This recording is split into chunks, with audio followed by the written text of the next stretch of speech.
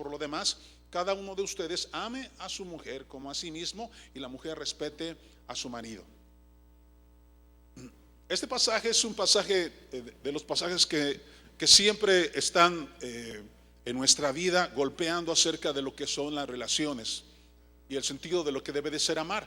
Naturalmente, el tipo de amor en el cual el Señor dice que amemos, por la revelación que había recibido el apóstol Pablo de parte del Espíritu Santo, era acerca del amor del Padre.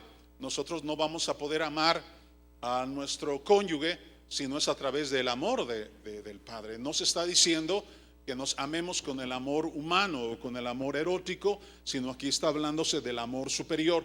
Está hablando que la forma de amarnos correctamente en nuestras relaciones es a través del amor de Dios, porque toda relación es sustentable solamente en base al amor de Dios. Ningún tipo de relación es garantizable si no está basada o si no está el amor de Dios de por medio. Amar a alguien no es tan solo vivir y consumir el tiempo con alguien o con dicha persona, sino que es caminar en base a un plan de vida. Ya una vez estuvimos hablando acerca de que amar de acuerdo a lo que Dios nos enseña en su palabra, no es cuestión de un sentimiento o de una emoción, aunque están involucradas, pero el propósito principal es un plan de vida. Cuando nosotros decimos que amamos a Dios, es porque nosotros entendemos que Dios tiene un plan de vida para nosotros. No estamos hablando acerca de que yo me quiero encariñar de Dios o yo quiero abrazarlo a Dios. A veces nosotros entendemos un poquito melancólicamente el concepto amor. Y de esa forma a veces nosotros vivimos nuestras vidas. Por eso es que ciertas decisiones en nuestras vidas las hacemos de acuerdo a nuestras emociones y de acuerdo a nuestros sentimientos. Pero el amar a Dios y el amor de Dios hacia nuestra vida tiene que ver en cuanto a su plan divino. Lo que dice Juan 3:16 acerca de que Dios nos ha amado de tal manera que envió a su Hijo Jesucristo. Eso significa, tenía un plan establecido para nuestras vidas, para que todo aquel que se adheriera a este plan, dice, no se perdiera, sino que tuviera vida eterna. Porque no se trata del amor de Dios melancólico, ni emocional, ni sentimental, sino se trata del plan de Dios para nuestras vidas. Toda la vida en Cristo Jesús es de un plan divino, no es de parte de lo que las organizaciones o lo que dice la Biblia. La iglesia de Cristo es la que planifica. La iglesia de Cristo no puede planificar aparte de lo que Dios ha establecido en su palabra. Nosotros caminamos de acuerdo a lo que el plan de Dios nos enseña. Por eso es tan importante ser personas que aprendemos. Y como ya hemos aprendido, y siempre les estoy animando a que ustedes sean verdaderas lectoras y lectores de la palabra de Dios, sean personas que conocen la palabra de Dios. Voy a hablar de 3 principios rápido. Voy a hablar 3 principios en cuanto a esto. Vamos a mezclar dentro de estos principios la idea de la familia juntamente de lo que somos tú y yo como miembros del cuerpo de Cristo. Estos 3 principios nos van a ayudar para entender mejor lo que la Escritura que acabamos de leer nos está hablando. Recuerda, dice la Escritura en el versículo número 1 que debemos someternos unos a otros, pero en el temor de Dios.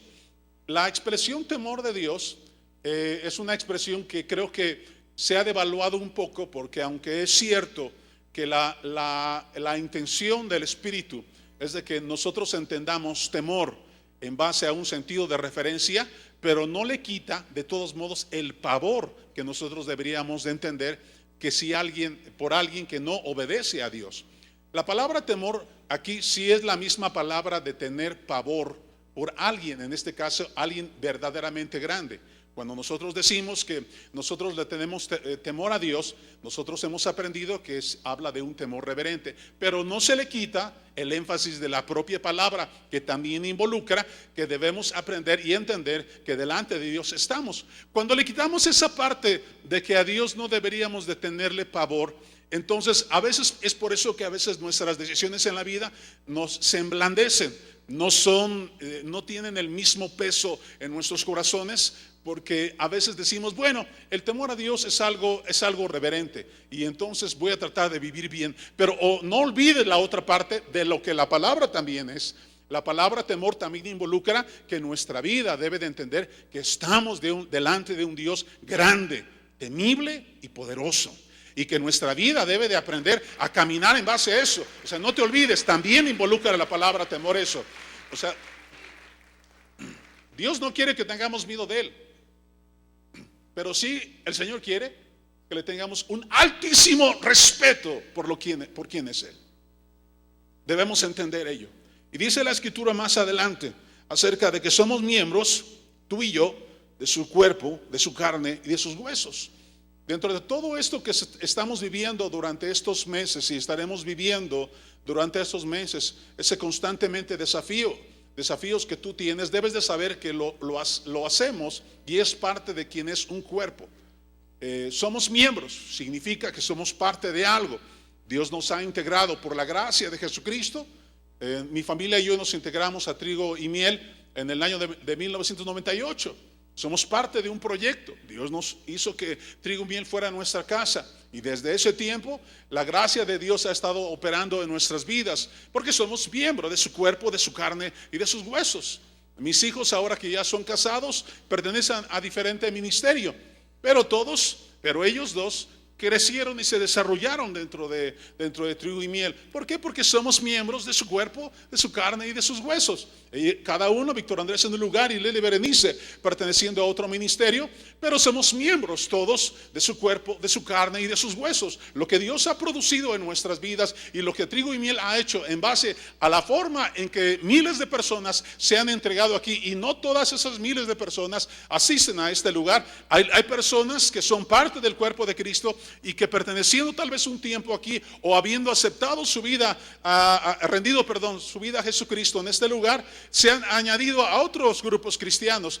Pero de todos modos somos ¿qué? Miembros de su cuerpo, de su carne y de sus huesos. Aquí están exactamente la gente que debe de estar, la gente que entiende el desafío que constantemente nos es dado en Trigo y Miel. Pocos ministerios vas a encontrar que sean tan desafiados para vivir una vida de inconformismo como lo encontrarás aquí en Trigo y Miel. Siempre será retado tu conformismo, siempre será retado tus limitaciones, siempre serán retadas tus mediocridad, siempre será retada tu pasividad. Estamos en un lugar donde Dios constantemente nos reta a ir más hacia adelante. ¿Por qué? Porque somos miembros de su cuerpo, de su carne y de sus huesos. Somos parte del proyecto de Dios. Primer principio. La única manera de cumplir el plan del Padre es vivir amando. La única manera de cumplir el plan del Padre es vivir como amando. Así es. La única manera de poder cumplir el plan del Padre Celestial es aprendiendo a amar.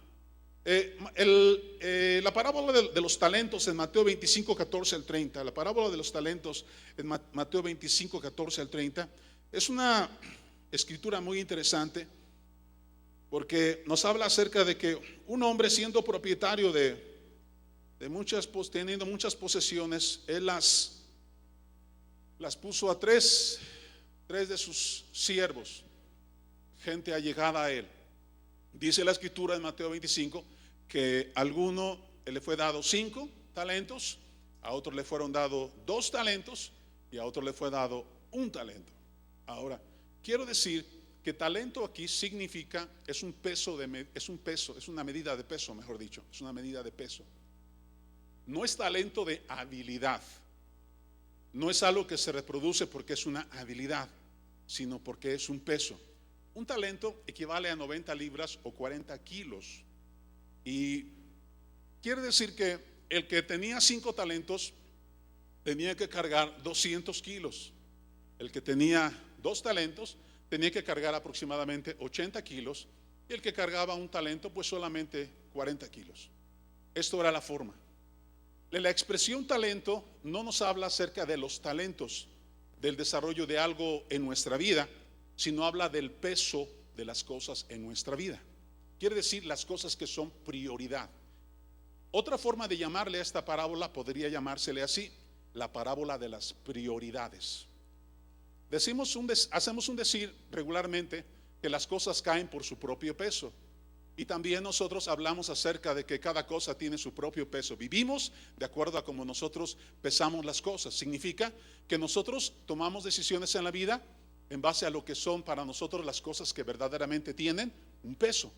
El peso del talento significaba que son las cosas que para nosotros son verdaderamente importantes. No se habla en este pasaje acerca de los talentos de alguien por ser talentoso o por las cosas que ha nacido. No, está hablando acerca de las cosas que deben de ser prioridades en la vida. Ahora, el principio dentro de este primer aspecto es el siguiente: el valor de nuestras decisiones es por causa del peso de nuestras prioridades. El valor de nuestras decisiones es por causa del peso de nuestras prioridades. Dependiendo de lo que sea para nosotros una prioridad en nuestra vida, es de que nuestras decisiones serán. Todo lo que nosotros decidimos es en base a lo que para nosotros pesa, para lo que a ti pesa. Lo que para ti es verdaderamente importante es lo que tú y yo hacemos. No nos podemos hacer tontos nosotros. En la vida tú haces lo que para ti es verdaderamente importante. Aquí no es el peso de tus intenciones, porque las intenciones no tienen ningún peso. Aquí se habla acerca de las acciones que hacemos. Si tú eres una persona que no ora, es porque para ti eso no es algo verdaderamente importante, porque no es parte de una prioridad. Por eso es que no lo has decidido de esa forma. Si tú eres una persona que eres inconstante en la asistencia y tú dices, pero es que yo quiero hacer las cosas, no, el querer no es algo, sino la decisión es en base a tus propias prioridades. En la vida cada uno de nosotros vivimos y decidimos las cosas que son de acuerdo al propio peso de nuestras prioridades. Tú decides en tu vida vivir una vida de acuerdo a las propias decisiones, pero de acuerdo a tus propias prioridades. Todos los que estamos aquí decidimos venir en esta hora y decidimos cantarle al Señor y exaltarle. ¿Cuáles van a ser tus decisiones entre semana? Esas decisiones hablarán acerca de las cosas que verdaderamente pesan en tu vida y de las cosas que verdaderamente son prioridad en tu vida. No las cosas que tú anhelas ser, no a las cosas que tú anhelas vivir. Porque si tú sabes algo que deberías hacer y no lo haces, es porque no es verdaderamente peso en tu vida. Dice la escritura que la primera persona llegó delante del Señor en este capítulo 25 de Mateo y le entregó cuentas. Él le dijo, Señor, fíjate que tú me diste 5, pero sabes que me he dado cuenta que este peso es tan importante en mi vida que las he multiplicado y aquí están otras 5 más. Y entonces el Señor se agradó de eso. Y el siguiente hace lo mismo. Él le dice, mira Señor, aquí tengo 2, me diste 2, pero sabes que era algo tan especial para mi vida esto y tan importante para mí que me dediqué y se multiplicaron otras 2. Pero el siguiente hizo algo que no hicieron los demás. Dice que el siguiente dejó de cargar el talento y al dejar de cargar el talento dice que lo escondió porque no lo quería cargar y al no querer cargar entonces no se multiplicó. Hay ciertas cosas que Dios pone en nuestras vidas que le suelen ser como un peso, pero Dios no las hace para ello. Llevad mi yugo sobre vosotros y aprended de mí, dice el Señor, que soy manso y humilde de corazón y hallaréis descanso para vuestras almas. Las cosas que Dios ha puesto en tu vida, las ha puesto de acuerdo a de acuerdo a la capacidad tuya. Cada uno de nosotros tenemos una capacidad. Y las cosas que tú no has aprendido a llevar en tu vida como una forma de decidir diario, el vivir para el Señor, si no has tomado esas cosas, entonces quiere decir que eres una persona como el tercer siervo inútil, de que tomó ese talento y lo puso a un lado porque le cansaba cargarlo. Es posible que en tu vida haya cosas que te cansen cargar, o te canses el cargar algo que Dios ha puesto en ti. Tú aceptaste a Jesús en tu corazón y tú eres parte de los hijos de Dios. Somos hijos de Dios. Somos salvos de la ira de Dios y tenemos salvación por el conocimiento del Padre y del Hijo. Nosotros entonces debemos saber que tenemos una gran responsabilidad y que si tenemos que cargar algo, debemos estar dispuestos. Si tú sientes que lo que estás cargando es algo muy pesado, si sientes que lo que estás viviendo es algo muy difícil, el Señor lo ha hecho y te lo ha dado porque Él sabe que eres capaz de enfrentarlo y de recibirlo. El reto que se nos ha dado, posiblemente tú lo dirás que parece ser un reto muy pesado, pero serás capaz de poder llevarlo, serás capaz de poder cumplirlo, serás capaz de poder hacer las obras que Dios te ha dado. Toma tu talento, cárgalo y que se multiplique para la gloria de Dios. Dale un aplauso al Señor. Dice la Escritura que leímos en Efesios, dice una iglesia gloriosa. Eso no significa una iglesia bella, no, significa una iglesia que siempre cumple sus propósitos de vida. La gloria de Dios no es lo bello de Dios, sino es el carácter de Dios, de que Él cumple todo lo que Él habla. La gloria de la cual Dios quiere que vivamos, Él espera de nosotros que nosotros vivamos cumpliendo lo que Él nos ha encomendado, Él nos ha encomendado cumplir. ¿Recuerdas la parábola del buen samaritano? Una vez hablamos de ella un poquito en Lucas 10, 25 al 37. Solamente puedes abrir tu Biblia en Lucas 10, 25 al 37 conmigo. Lucas 10, 25 al 37. Dice así: acerca de un intérprete de la ley, se levantó y dijo a Jesús para probarle: Maestro, ¿haciendo qué cosa voy a heredar la vida eterna? Le dijo Jesús: ¿qué escrito está? Y entonces, ¿cómo lees? Y este hombre le respondió: amarás al Señor tu Dios con todo tu corazón, con toda tu alma y con todas tus fuerzas y con toda tu mente, y a tu prójimo como a ti mismo. Y le dijo Jesús: bien, esto has dicho bien, haz esto y vas a vivir. Pero él, queriendo justificarse, le dijo: pero ¿quién es mi prójimo? La pregunta importante es esa: ¿quién es mi prójimo? Y entonces Jesús, entendiendo que si él no entendía quién era su prójimo, significaba que vivía todavía sin cumplir la palabra, porque si no había entendido a quién se debería amar, a quién se debería servir, a quién se debería ayudar, entonces significaba que este hombre no entendía.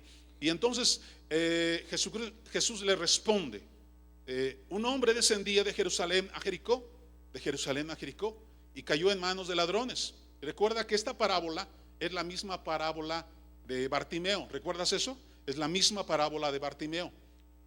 Bartimeo descendió de Jerusalén hacia Jericó. Dice: y cayó en manos de ladrones, los cuales le despojaron, hiriéndole, se fueron, dejándole medio muerto. Él no debería haber descendido hacia este lugar, siendo él un sacerdote, pero descendió. Dice: aconteció que descendió un sacerdote por aquel camino. Uno se pregunta: ¿qué hace un sacerdote descendiendo por aquel camino? Y viéndole, pasó de largo. Asimismo un levita, diríamos nosotros: ¿qué hace un levita descendiendo también de Jerusalén a Jericó? Pero pasaba lo mismo. Pero un samaritano que iba de camino, significa esta expresión griega, o sea que iba subiendo hacia Jerusalén, vino cerca de él, y viéndole fue movido a misericordia, y acercándose vendó sus heridas, le echó aceite y vino, y poniéndole en una cabalgadura lo llevó al mesón y cuidó de él. Otro día, al partir, sacó 2 denarios y los dio al mesonero y le dijo: cuídamelo, y todo lo que gastes de más yo te lo pagaré cuando regrese. Ahora, esta es la parte en la cual quiero concluir este primer principio. El sentido de lo que Jesús hace en la vida de un hombre que restaura y de lo que es capaz de invertir. Pero lo que dice al final de este pasaje, de esta lectura, de esta parábola, de esta idea que Jesús quiere transmitirnos, es que aunque Él toma esos 2 denarios y se los da al mesonero y le dice: de aquí vas a cobrarte todo lo que tú invirtieres en él. Ahora, si llegaras a gastar más por cuidar a quien yo te estoy dando en responsabilidad, no te preocupes, porque la mejor recompensa la vas a tener cuando yo regrese. Cuando Jesús regrese, nos va a dar la mejor recompensa. Quiero decirte que aunque en este mundo puedes recibir muchas recompensas, la inversión que tú hagas en el reino de Dios, cuando Jesús regrese, será la mejor. Será la mejor de todas. Será lo mejor que vas a recibir. Será lo mejor, ¿verdad? Si por el cuidado de los hijos del reino has invertido más allá de tus fuerzas, el Padre nos va a recompensar, porque un hijo del reino lo vale. Ahora, si tú piensas que vale la familia que somos, invierte en base a ese principio. porque somos hijos del reino de Dios. Invirtamos en base a ese principio. Y si en este mundo no recibes la inversión, la mejor garantía y lo mejor que vamos a recibir no va a ser en este mundo.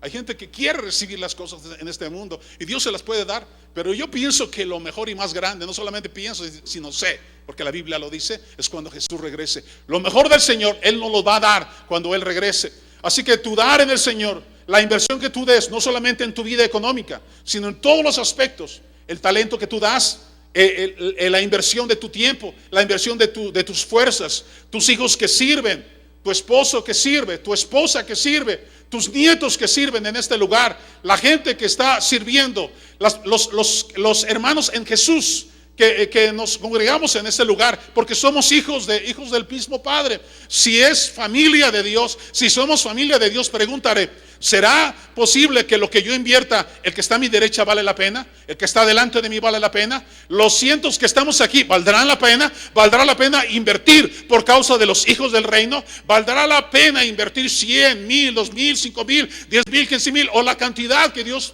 ponga en tu corazón? ¿Vale la pena? ¿Valdrá la pena invertir por todos nosotros? ¿Valdrá la pena por todos los que faltan por congregarse? ¿Valdrá la pena por aquellos que siendo hijos del rey serán convocados por la palabra de Dios? Mi pregunta es: ¿vale la pena invertir y esperar el regreso de Cristo para que Él recompense nuestra inversión? Claro que sí, eso vale la pena, vale la pena.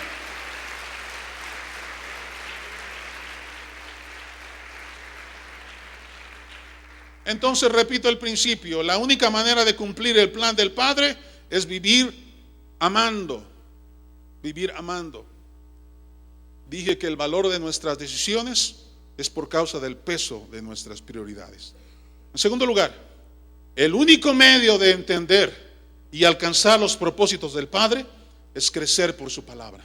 Repito, el único medio de entender y alcanzar los propósitos del Padre es crecer por la palabra. El mismo capítulo 25 de Mateo nos da otra parábola, es la parábola de las 10 vírgenes. Y en esta parábola, recuerda usted que de las 10 vírgenes, 5 eran insensatas y 5 eran ¿qué? Eran prudentes, así es. 5 eran insensatas y 5 prudentes. Significa que las insensatas, la gente insensata siempre hará equipo, y la gente prudente siempre haremos equipo. Usted debe de saber con quién se junta. Y estamos hablando que esto sucede en el pueblo de Dios. ¿En dónde sucede? Esperaban al esposo de la misma forma. Esperaban al esposo, esperaban su venida. Y entonces dice la escritura que tenían lámparas y cargaron. Dice que salieron a recibir al esposo, versículo número 1. Versículo número 2 dice: 5 de ellas eran prudentes y 5 insensatas. Eso lo clarifica. Dice, las insensatas, tomando sus lámparas, dice, no tomaron consigo aceite. ¿Por qué? Porque eran insensatas. Más las prudentes tomaron aceite en sus vasijas juntamente con sus lámparas. O sea, sus lámparas tenían aceite, pero también sus vasijas tenían aceite. Y dice que se tardó el esposo, cabecearon todas y se durmieron. Dice que a la medianoche se oyó un clamor: aquí viene el esposo, salgan a recibirlas. Entonces aquellas vírgenes se levantaron y arreglaron sus lámparas. Y las insensatas dijeron a las prudentes: denos de su aceite, porque nuestra lámpara se apaga. Esto es el sentido.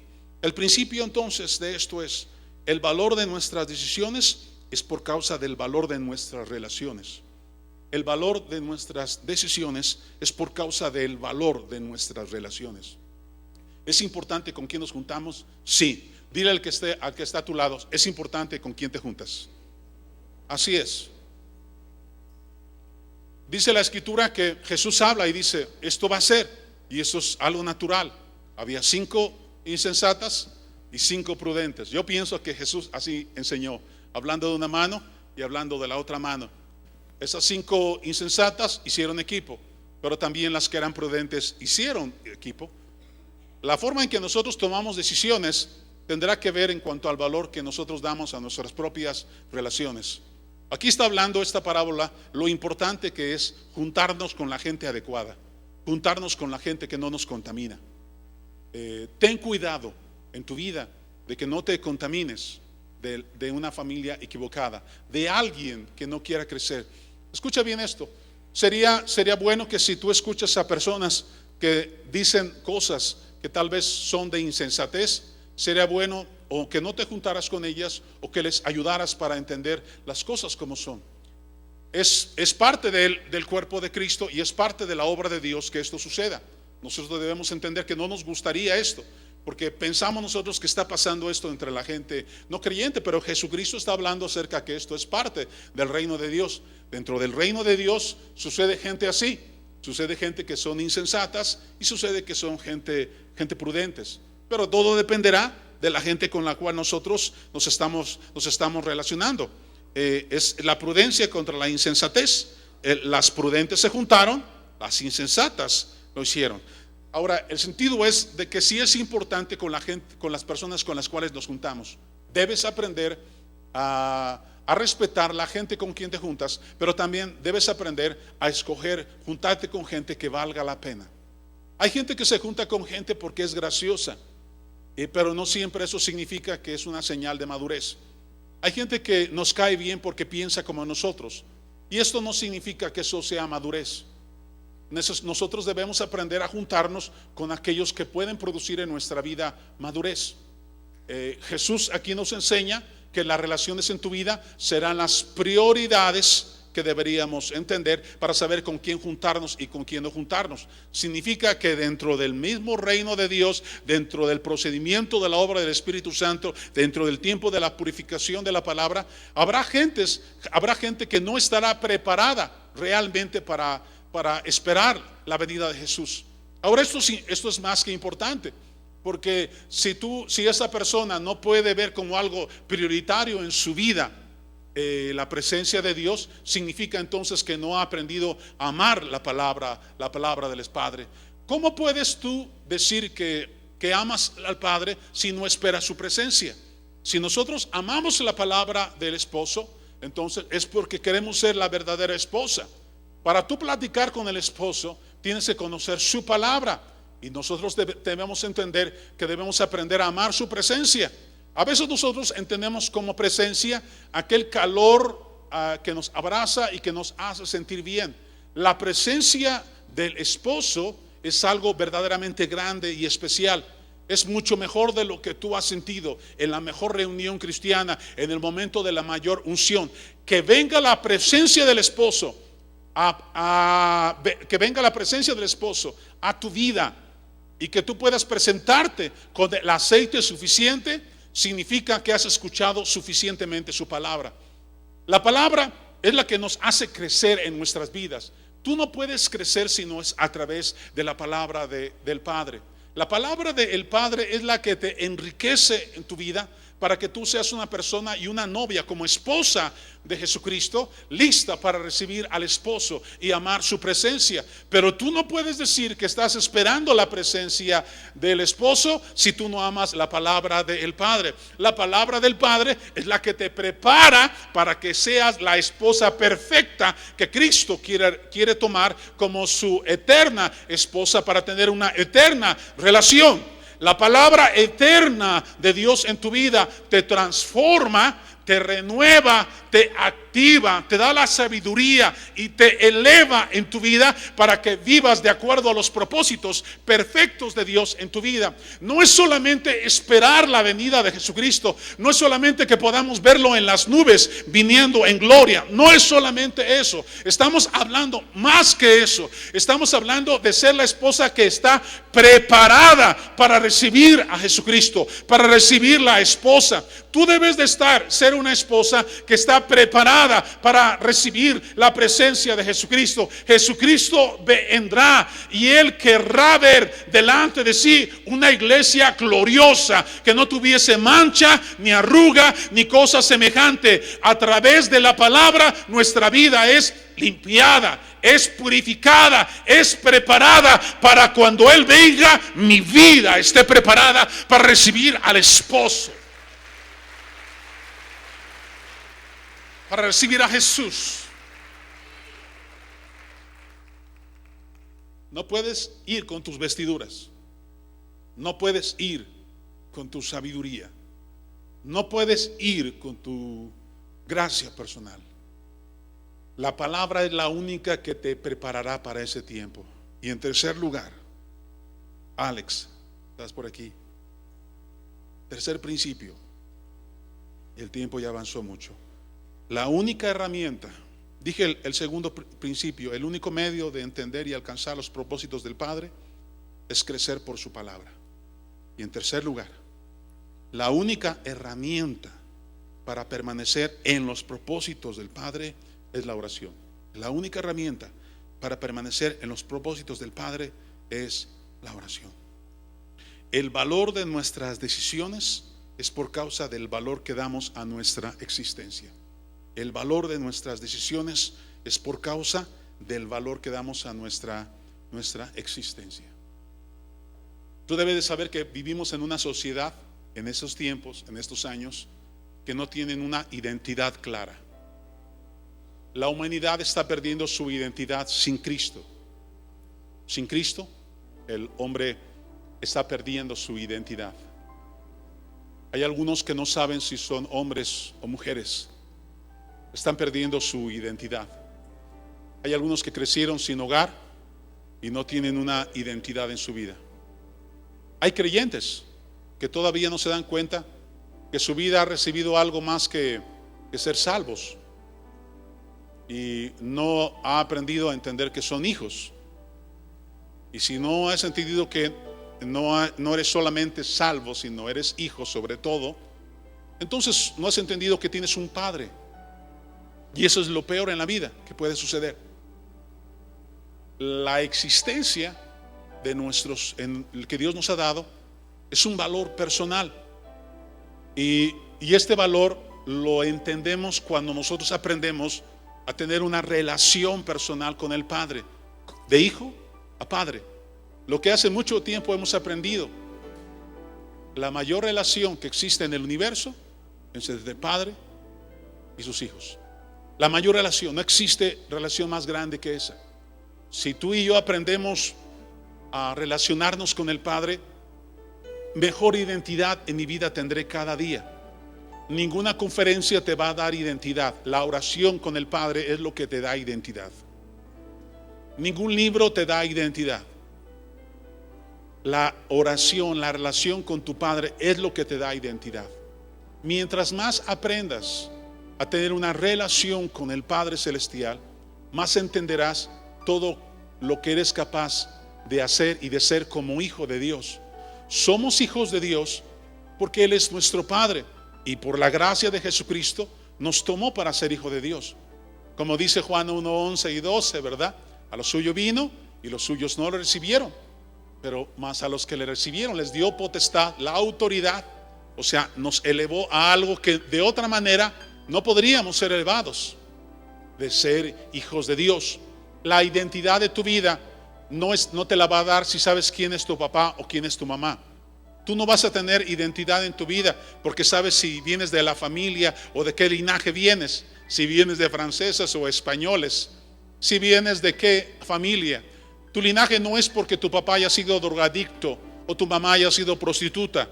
Tu linaje no es por quien te procreó. Ellos simplemente fueron un instrumento de Dios. Pero cuando tú naciste, el propósito del Padre es de que tú pudieras identificarlo a Él como tu Padre y pudieras empezar a vivir por la gracia de Jesucristo como hijos de Dios. La identidad en tu vida no la vas a tener cuando tú sepas de quién vienes o de qué familia vienes. La identidad en tu vida no te la va a dar ningún ser humano, no importa cuánto ames a papá o cuánto ames a mamá.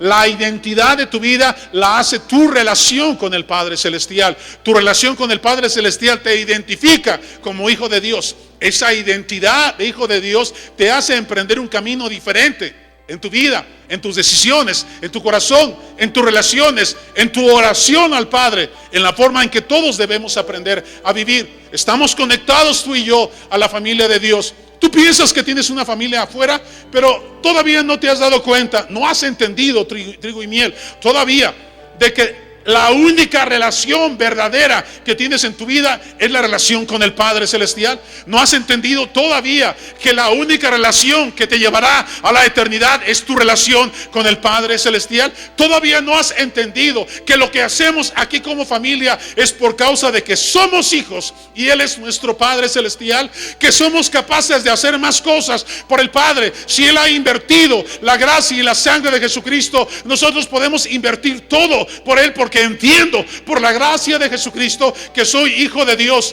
Si soy hijo de Dios, entonces no habrá limitaciones en mi vida. Quiere decir entonces que soy altamente bendecido. Y si soy altamente bendecido, entonces soy altamente productivo. Y si soy altamente productivo, significa que todo lo que haga será bendecido por Él. Y Él me respaldará porque soy su hijo y Él es mi Padre. Y si esa es la verdadera identidad en mi vida, no la vas a recibir por apellidos que tú tengas. Es la relación con tu Padre lo que te da identidad en tu vida. Es la relación con Él. A veces todavía queremos vivir sujetos a nuestras relaciones humanas. Yo no estoy diciéndote que te olvides de tu familia, tus parientes que amas si quieres, pero algo debes aprender a aterrizar más y más en Cristo. Tu madurez dependerá de eso. Escúchame bien, trigo y miel. Tu madurez y tu crecimiento dependerá de que tú entiendas que eres hijo y que Él es tu Padre. La madurez en tu vida dependerá de eso. No dependerá de tu ministerio. No dependerá del grado profesional, académico al cual tú puedas llegar. No dependerá de cuántos reconocimientos puedas tener. No dependerá de tus propios talentos personales. Dependerá de una sola cosa: si puedes entender que eres hijo y que Él es Padre, y que la acción de nuestras vidas en este mundo es para que Él sea glorificado, es para que sea entronado en nuestros corazones. Así que en esta hora, todo lo que hacemos en este lugar, todo lo que se hace en cada lugar donde se glorifica al Señor, es por causa del Padre. Es por el beneficio y es para la gloria de Él. Es porque yo quiero ser una persona, yo creo que tú también, que en sus vidas y en sus acciones dé gloria al Padre. Yo quiero cumplir el propósito por el cual nací. Y yo sé que no lo voy a cumplir por causa de mi ministerio, pero sí lo voy a cumplir por causa de que soy hijo de Dios, hijo del Padre. Y si Él es mi Padre, significa entonces que todas las cosas son posibles. En Él habita toda la sabiduría, en Él habita todo el poder, en Él habita toda la autoridad. Y que todavía me falta por ver más de lo que hasta ahora he visto. Todavía me falta más por hacer. ¿Qué pasará con trigo y miel cuando terminemos de comprar esas instalaciones? ¿Qué pasará con nuestras vidas cuando lleguemos a ese reto? Seguiremos teniendo retos mayores en este lugar o en otros lugares o en otras naciones, porque somos hijos del Padre, y el Padre siempre querrá que demos fruto, que dé gloria a su nombre hasta el último día de nuestras vidas. Debemos vivir para dar gloria al Padre, para dar fruto que le exalte a Él, para dar fruto que le dé gloria a su santa y bendita presencia. Dale un aplauso al Señor.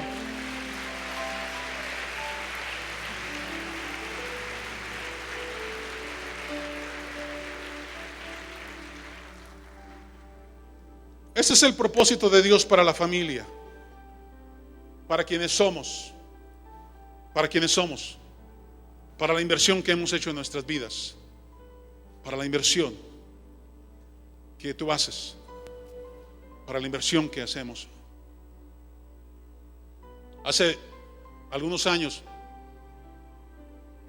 mis hijos empezaron a tomar caminos que empezaron a marcar su ida de la casa, y ahora que los dos están fuera, me doy cuenta que lo que ha sucedido es que simplemente porque se ha cumplido mucho de los tiempos que mi esposa y yo tuvimos delante de ellos desde que ellos estaban en el vientre de mi esposa. Oración, cientos, tal vez miles de veces oramos por ellos, y el propósito del Padre se cumplió en sus vidas. Independientemente de los difíciles momentos que podamos pasar, las oraciones que tú hagas y el tiempo de relación con el Padre, Él no se va a olvidar de eso. Él va a cumplir sus palabras. A pesar de todo eso, las cosas de Dios se van a cumplir. Las promesas de Dios son reales en nuestras vidas. En esta hora yo quisiera, antes de finalizar, invitar a todos aquellos que hoy nos visitan por primera ocasión. aquellos que fueron invitados por su familiar, por sus amigos, por sus amigas, a venir hoy a este lugar. Y dices, algo especial está pasando en mi corazón ahorita. Esa es la presencia del Señor. Ese es el toque de Dios en nuestras vidas. No quisiéramos que los que hoy nos visitan por primera ocasión se vayan sin que nos den la oportunidad. Permítanos orar por su vida. Queremos orar por ustedes. Así que estamos pidiéndoles a todos aquellos que hoy han venido por primera ocasión, que vengan hacia adelante. Vengan hacia adelante. Queremos orar por ustedes. Vamos a darles un aplauso para que ellos se animen, por favor.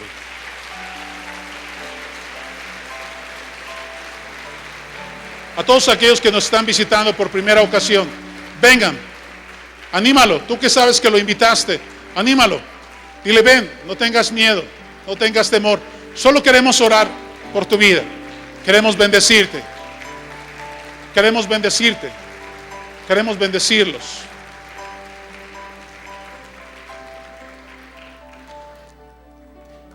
Gracias a Dios. Si hay alguien más, no te quedes en tu lugar. Danos la oportunidad de poder orar por ti, de poder bendecir tu vida. Gracias a Dios por todos ellos, esos que están pasando. Gracias a Dios. Pasen, pasen, los estamos esperando.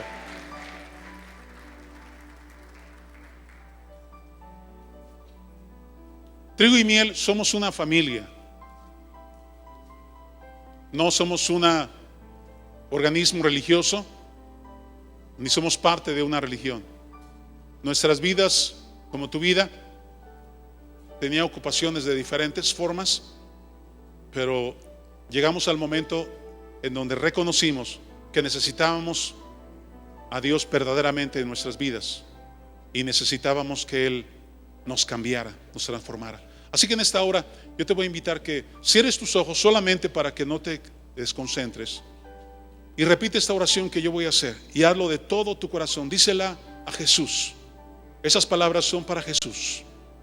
Dile así y en alta voz di con nosotros. Nosotros oramos con ellos también para que ellos sientan confianza.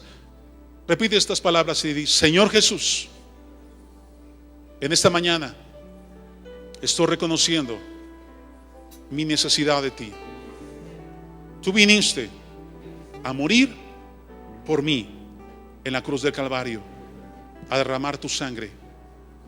Señor, que esa sangre limpie mi vida en este momento de mis pecados, de mi maldad. Que el comienzo de un nuevo nacimiento esté en mí ahora. Que la confesión de mis labios produzcan en ti el anhelo de tomarme. Tómame, Jesús. Abrázame, Jesús. Te necesito. Te recibo en mi corazón como mi Señor, como mi Salvador. Transfórmame, renuévame, cámbiame. Quiero vivir solamente para ti. Quiero vivir para agradarte. Ayúdame a crecer cada día en fe en ti.